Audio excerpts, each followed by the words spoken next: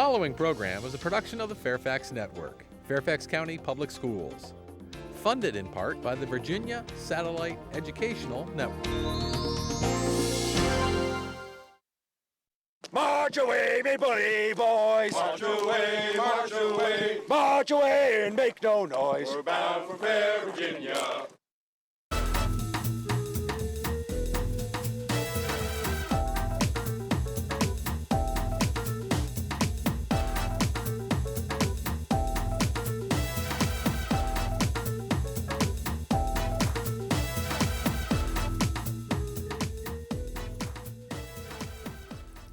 Welcome to Meet the Author. My name is Della Kidd, and I'm here at the MTA studio. Joining me today is award-winning author and illustrator Rosemary Wells. She'll be sharing her ideas about the writing process and talking about her books. Many of you will know my guest through her characters Max, Ruby, McDuff, Yoko, and Noisy Nora. Rosemary writes for all ages with over 100 books to her name. A few other book titles include Mary on Horseback, 3 Mountain Stories, Wing Walker, as well as her most recent historical fiction, Red Moon at Sharpsburg. This is a story about 12-year-old India Moody, whose life is forever changed by the Civil War. Rosemary, thanks so much for joining us. Della, it's a pleasure to be here. I'm looking forward to talking to you. We have a great show planned for today. This is a live presentation, and in just a few minutes, we're going to open up our phone lines to welcome your questions. Our number nationally is 1-800-231-6359. If you're calling us locally, you may reach us at 703-978-1636.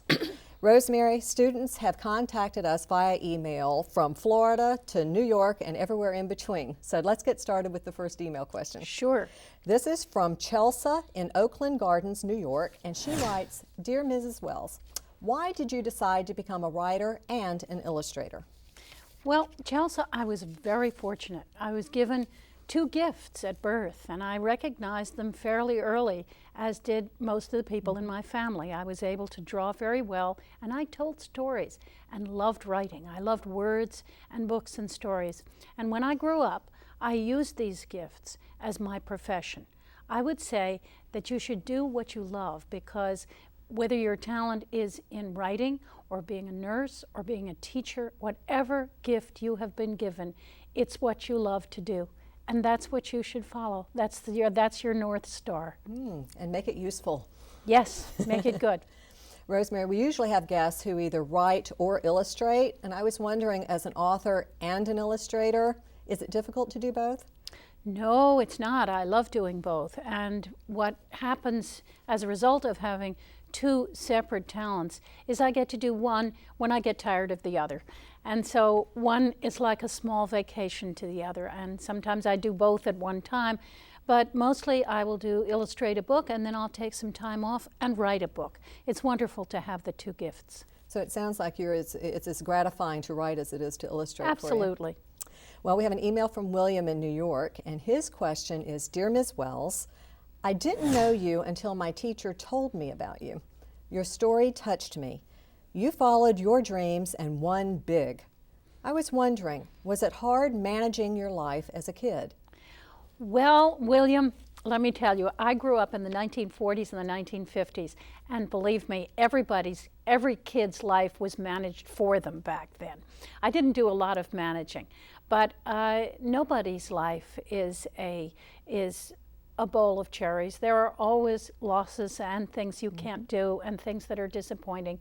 I must say, I had 2 very loving parents and a whole bunch of books, and that made my life quite wonderful. You can travel everywhere with a book. Our next email question comes from Christina, and she says, Dear Ms. Wells, are most of your books written from your own experiences? Christina, I would say that every author puts themselves into a book, because your own experience is really the only experience you have. But when you write historical fiction, such as Red Moon at Sharpsburg, and I write about the Civil War. I am not old enough yet to have lived through the Civil War. Nonetheless, the main character, India Moody, is somewhat based on the character I know best, which is myself. I was a tomboy. I was resilient. I was not the kind of kid who took direction very well. I thought for myself, and I had my own ideas, and that's what the main character does. So every author brings themselves into the book, whether they say so or not. And don't give up easily. And don't give up easily.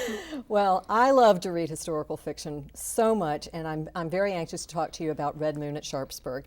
We've received many email questions about this novel, and I'd like to start with the first one. This is from a book club in Miami, Florida, from the W.R. Thomas Middle School. And what they would like to know is, why did you decide to write for an older audience, and what inspired you to write about the Civil War era? Well, I have written 6 novels for an older audience, actually, and they were quite well known at the time, although they are books that are about 10, 20 years old. So this is not my first young adult novel. I have always loved history. 19th and 20th century American history is my specialty, and I studied it. And I came across the story of this wonderful young woman who had saved the life of a Yankee soldier. He got a memorial in Vermont. She got no memorial down in Northern Virginia. And I decided to follow her story and research it and tell it so that her story would be told too. And that's how come I got into the Civil War. And it is a big thing to get into. Just knowing the war in Northern Virginia was all I could manage. Thousands of books have been written on That's it because right. there's such a wealth of information. For our viewers who have not read Red Moon at Sharpsburg, would you mind giving us a brief overview? It's about a 12-year-old girl and her life in Berryville, Virginia, and how the war devastated the town in which she lived, the whole state of Virginia, how eventually the part of Virginia in which she lived was occupied by Northern troops, how that was to live through. It's inside war from the point of view of a 12-year-old young woman. She also begins the book with her school closing for the duration. No one knew the duration would be 4.5 years. They thought it would be 3 months because the school teacher left for the army and he was killed at the Battle of Manassas. So there was no school teacher. So she goes to tutor at a neighbor's house, and the young man who is not in the army, who's about 18, who tutors her, is the story of the 2 main characters and how they face the war and what they do. It's also a story about medicine in a time when medicine had barely advanced beyond the Middle Ages. And of course, this girl, she had dreams of a college education, which was unusual during that time for a girl to even consider. So it tells the perspective of a young girl, which is unusual for young adult literature. We have another question. This is from Jimmy. He's a 7th grade student at Robinson Secondary in Fairfax, Virginia. And he writes, why did you make the main character a girl? The main character is a tough, resilient girl, and there are plenty of books, Jimmy, there are more than I can name about the Civil War. It was fought by men and boys to some extent, and I thought it was high time we had a good, strong woman character. You'll know one thing. Most of the diaries about the Civil War were written by women, and so that is an interesting perspective. There were just as many girls around as there were boys around in the war, and I thought it was high time we had a very good girl character in that setting. And of course, the boys weren't writing the diary entries. It was the girls that were doing it during the time, and a lot of those are available now for us to do research on. There are many first-person diaries. This was a huge part of my research in reading the accounts of the war and what the war did to families and towns as it progressed and as it became worse and worse. Was her character based on anyone you know? Her character is as I thought it would be. Her story is a true story based on a young woman who saved the life of a Yankee soldier after he'd had his leg shot off in Northern Virginia. So it's a combination of a true story with a fairly fictional character. We have another email question. This is from Danny in New York, and he writes, Dear Ms. Wells, Why did you focus on the Battle of Antietam in your novel, Red Moon over Sharpsburg? Danny, the Battle of Antietam in just over the Virginia border in Maryland was probably the closest major battle to Berryville, where my heroine lived. There was many battles of Winchester and other battles, but this is the closest one. I also wanted to talk about that battle because 23,000 young Americans lost their lives. Picture 10 fully loaded 747 jumbo jets all colliding at once in the sky and all the bodies falling down. It was the most bloody and terrible day for casualties in American history, and that includes Second World War, First World War, Vietnam. Never did we lose 23,000 men both sides. And it was the apogee, or the single worst day of the war, and I wanted to show what war actually does. You know how long it takes to clean up a battlefield? About a month and a half of hard work after a battle. It's awful. I won't go into what has to happen. Right. But Antietam was one of the most important battles. If the South had won, they probably would have gone into the North and won the Civil War. If the North had followed Lee and captured him, because the North could have won, the North could have won the Civil War. And of course in the history books it's but it was a tie. And it's referred to as the Battle of Antietam in the history books more than it is Battle of Sharpsburg, when really it's the same. It's just from the northern perspective they called it Antietam, and the Southerners referred to it as the Battle of Sharpsburg. You will find that all over. The Southerners say Manassas, the Northerners say Bull Run. Well, we have another email question. This is from Samantha, and she asks, what kind of research did you do in order to write your historical fiction, Red Moon at Sharpsburg, and how long did you take to write it? I took 10 years to write this book, Samantha. It's a long time. I read 67 books on the Civil War, and most of them were that thick. I also attended reenactments and went to historical societies and read diaries and talked to people who knew about the war. The reenactments were wonderful. A lot of people think that reenactors go into battle in full uniform again in order for the South to win the war this time, but that's not true. These people are scholars, and you can learn an enormous amount from them. So altogether, it was a marvelous course, probably 6 years in the making, just to learn, so that I made no mistakes in my book and I could use that war fully to say what I wanted. Well, we have so many historical sites in Northern Virginia here right at our doorstep. A few of our students read your book, and then they did a little investigating on their own when they visited the Antietam National Battlefield in Sharpsburg, Maryland. During their visit, they met up with the Civil War Living History volunteers from Company C of the 6th New Hampshire Regiment. Let's take a look at what they discovered.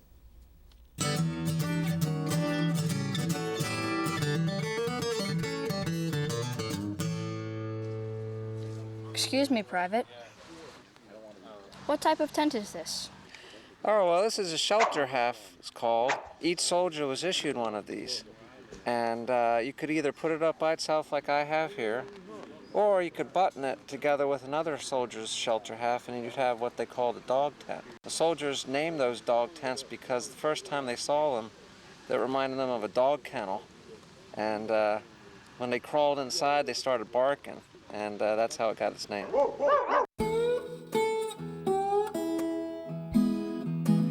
Where did the soldiers come from? Well, when the Civil War began, the United States didn't have a very big army.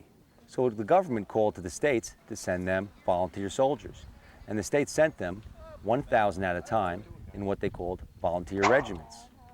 And the 6th New Hampshire was one of those regiments. It was the 6th group of 1,000 men sent by the state of New Hampshire. But that meant that all the soldiers in one group came from the same area, maybe even the same town. So if they got in a particularly tough fight, a lot of the young men from that town or that area could be killed or wounded.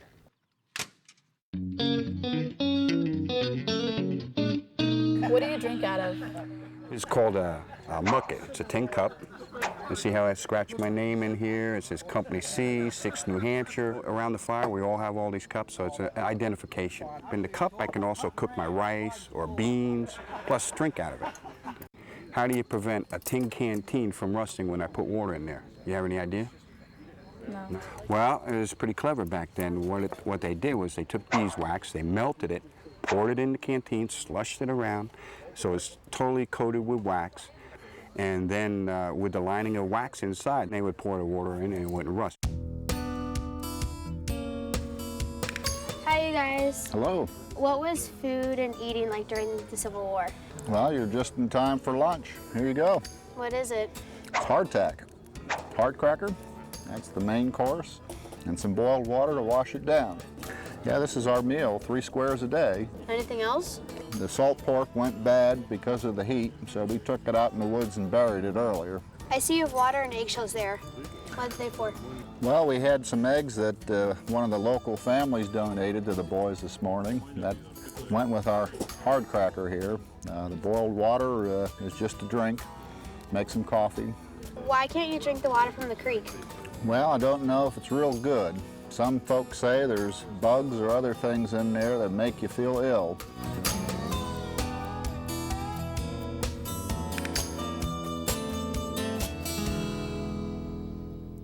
Well, our students got a first-hand look at the soldiers' life and their resourcefulness. They certainly did. Yeah. That's what reenacting is. Those people really know what they're doing. We're here today with author Rosemary Wells, and we're live. Our phone lines are open and ready to take your calls. Our number nationally is 1-800-231-6359. If you're calling us locally, you may reach us at 703-978-1636. And before I ask you another question, we have a call from Eileen at Greenbrier East Elementary. Hi, Eileen. What is your question today? My name is Eileen, and I'm from Greenbrier East Elementary School. My question is, when you went to the editor to propose your book, what advice did they give you? Well, that's a good question, Eileen. I think what my editor probably said to me was, Rosemary, the Civil War is a huge subject. It's an absolutely vast area, and you have to get it right. Otherwise, people will write you letters and tell you that you got something wrong. Make sure your character is a strong character, and make sure you have something to say, not just describe the war. Make sure you have a point to say, and this is true of all books. What is the point of the book? What does the writer want to say? What is your beginning, your middle, and your end? And then, once you write it, you turn it in, and the editor gets it back to you and says, okay, now you have to rewrite the whole thing. I rewrote this book 3 times from beginning to end, and it took 10 years to do. Thanks for calling, Eileen. Rosemary, we have another call. This is from Florida. Tell us your name and what is your question today? I'm Ms. Pepa Yentos from the W.R. Thomas Book Club in Florida. What is your question today? What happens to the little girl during the Civil War? What happens to the little girl? What happens to India Moody, my main character, I assume you mean? She lives through the war. A lot of people died in the war. A lot of people died of starvation in Northern Virginia, but she managed to live through the war, and she managed actually in a time where there were almost no women in America's colleges to get herself up to Oberlin College, which was the first college in America that accepted women alongside of men. And she went there, and she survived, and that was quite a trick in those days when people had almost nothing to eat. Thank you for calling. The practice of medicine is featured prominently in the story, and Emory Trimble, one of the main characters, he tries to make a better life for people through his study of germs and bacteria and medicine, but he's often met with a lot of derision and resistance from country doctors. Why was that? Oh, it's just human nature, particularly of older people, not to have younger people tell them something new that they don't know. Remember, Della, in this day and age, during the Civil War, the main treatment for any kind of infection or disease of any kind was to put red-hot metal cups on somebody's back, either that or leeches. to draw blood out of the person, which they felt the amount of blood needed to be reduced. That'll give you an idea of what medicine was like before antibiotics, before any sterile practices. Doctors didn't wash their hands, they didn't wash their instruments, and a lot of the book is about this. And we're looking at a picture of a field hospital during the Civil War. Yes, you'll notice that's an old barn. One of the troubles with the war is that the generals, sure enough, wanted to fight it and kill soldiers on the other side, but they had very primitive conditions for treating the wounded. And there were no ambulances, there were horse-drawn carts for the men to come back out of the battle with them screaming in pain. There were no hospitals, nothing was prepared, and very seldom could the medical corps follow up to the Army in enough time to get started to really help anybody. They also used to just saw off arms and legs and drop them on the ground, because that was about all they could do, is amputate. It was based on knowledge at the time. We have a call. This is from Kansas. Hi, tell us your name and what is your question today for Rosemary? Hi, I'm Zoro Katina, and I wanted to ask, where did you get your inspiration for the book Wingwalker? Oh, I'm glad you asked about Wingwalker. Some books just come to you. And I had read a lot about barnstorming in the 1920s. Our great hero, Lindbergh, who flew over the Atlantic, first man to do so, was at one time a barnstormer. And wing-walking was a very common event at country fairs in America. And I was reading about this, and the rest of the book just came to me. This is one fortunate thing that happens to me. Books just seem to visit me and come to me, and then I write them down. Well, we're glad you did. We have another call. Tell us your name and where you're calling from. What is your question? Good afternoon. My name is Akil. I'm studying in Greenbrier East. I would like to know, how did you name the characters in Red Moon at Sharpsburg, and are they from real life? Most of them are from real life. I was very careful to choose names that I found in Northern Virginia that were common to the people at the time, and that's part of my research. I went to graveyards and I looked through lists of the names of the citizens of the towns, and I combined and used the names of people who really did live in Berryville, Virginia during the Civil War. Thanks for your question. The one thing that I'm interested in is the fact that India, the main character in Red Moon at Sharpsburg, she studies under Emory Trimble, who we've talked about, and while her mom thinks that she's studying home economics and the scriptures, in reality she's secretly studying biology and chemistry. Why was that so unusual? What were the roles of girls and women during this time? We're talking about the year 1860, and somebody at the time once said, women aren't worth an awful lot more except one step up from a good hunting dog. Women had no rights. They couldn't even inherit property. They couldn't vote. They didn't go to school much beyond elementary school with boys. They were told that they had been placed on earth by the good Lord in order to marry and have children and take care of their husbands. And that was what a lot of them believed. But every once in a while, you get some girl who didn't like that one bit and wanted to be just as good as a boy, and who was bright. And of course, now we know half of our population are women, and they're just as intelligent as men, or should I say men are just as intelligent as women. At any rate, in those days, it was very hard for an ambitious girl, and my heroine in Red Moon at Sharpsburg is a very ambitious girl. Yes, she is. We have another call. This is from Morgan from Kansas. Hi, Morgan. What is your question today? My question is, how many tries did it take you to finally get a book published? Oh my goodness, Morgan. I was lucky on my first try. I was then 24 years old, and I was working for the publisher who published the book. But a lot of people are not so fortunate, and you should try again. But you're a little bit young. I don't advise anyone to go near a publisher until they're in their 20s and finished with college, because you need all of that time to do the reading necessary to become a good writer. Good writers don't come out of the woodwork when they're 5 years old the way kids do who play the Suzuki violin. You have to get a big vocabulary, read lots of books, and you have to have something to say. So you need to grow up a little bit. And I was very fortunate. My first book, which I illustrated, was published, but I had some turndowns since then, and I learned to make things so that other people wanted to read them. That's the key to being a good writer. Thanks for calling, Morgan. The war changed life. Oh, wait a minute. We have another, before I do my question, we have a call from Mario in Florida. Hi, Mario. What is your question?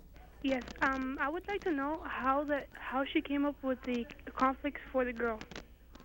How I came up with the conflict for the girl. The conflict for India. I see. Well, Morgan, this was actually a pretty true story. It was based on the story of a young woman who did find a Union soldier nearly dead in a farmhouse that had been deserted.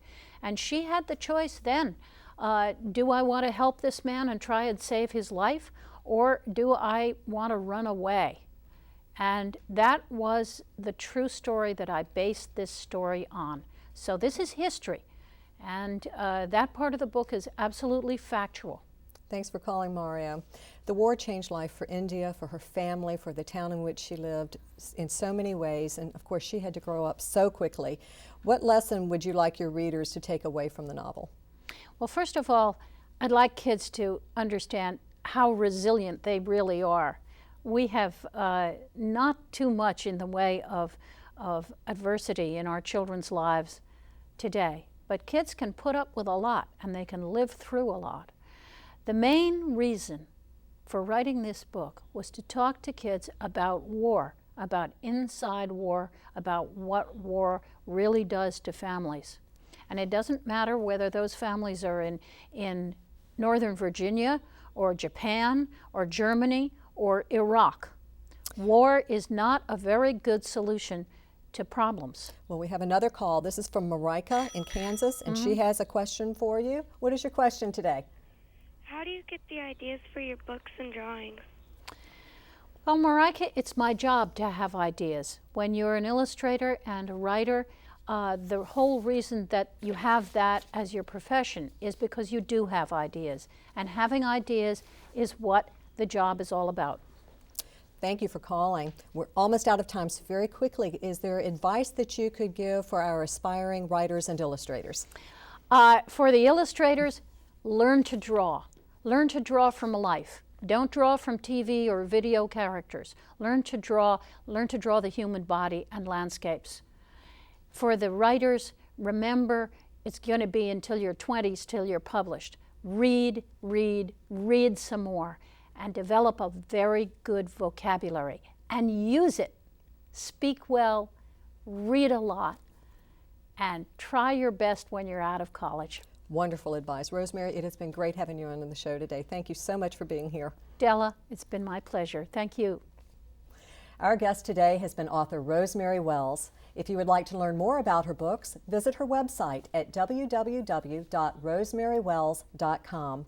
To learn more about the Antietam National Battlefield site, click on www.nps.gov/ANTI. And to check out our upcoming authors and programs, visit us at www.fcps.edu/Fairfax Network. For the Fairfax Network, I'm Della Kidd. Keep reading, keep writing, and keep dreaming.